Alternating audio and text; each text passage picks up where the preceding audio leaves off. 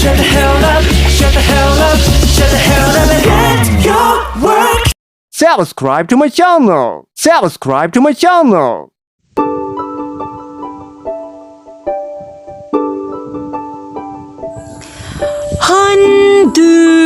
Handusanan sa isang diwata sa kalubian sa Apa-Apa, Bangonay, Habonga, Agusan del Norte.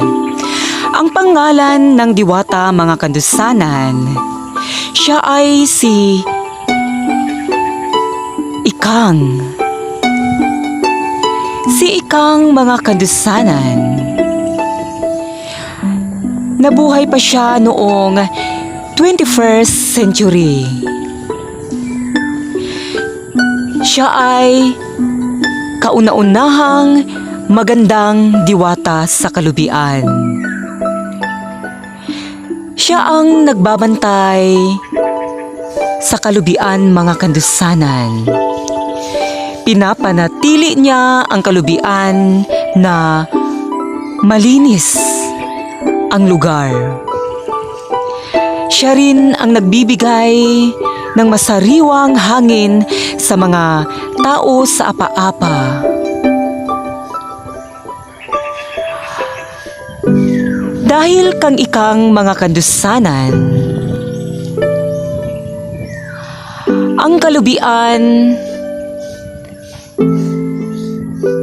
ay laging malinis. Lagi niya kasi itong binabantayan, mga kandusanan. Magagalit si Ikang, mga kandusanan, kapag may mga taong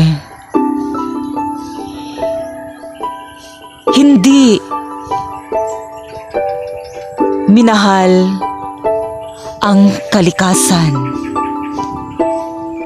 Noong unang panahon, mga kandusanan, galit na galit si Ikang, mga kandusanan, sa mga tao, mga kandusanan, kasi ang ibang tao ay walang disiplina sa kanilang sarili, mga kandusanan.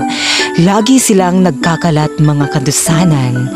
Dito sa kalubian, tinatapon ang mga basura at sinusunog.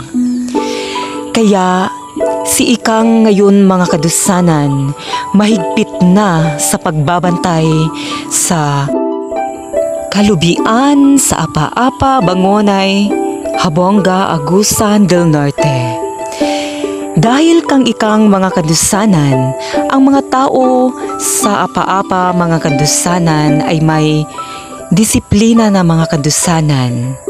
Sumusunod na sa utos ng inang kalikasan.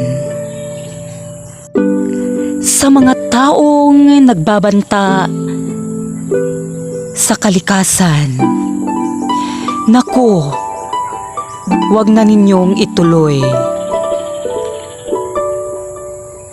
Dahil si Ikang ang makakalaban nyo, mga kandusanan.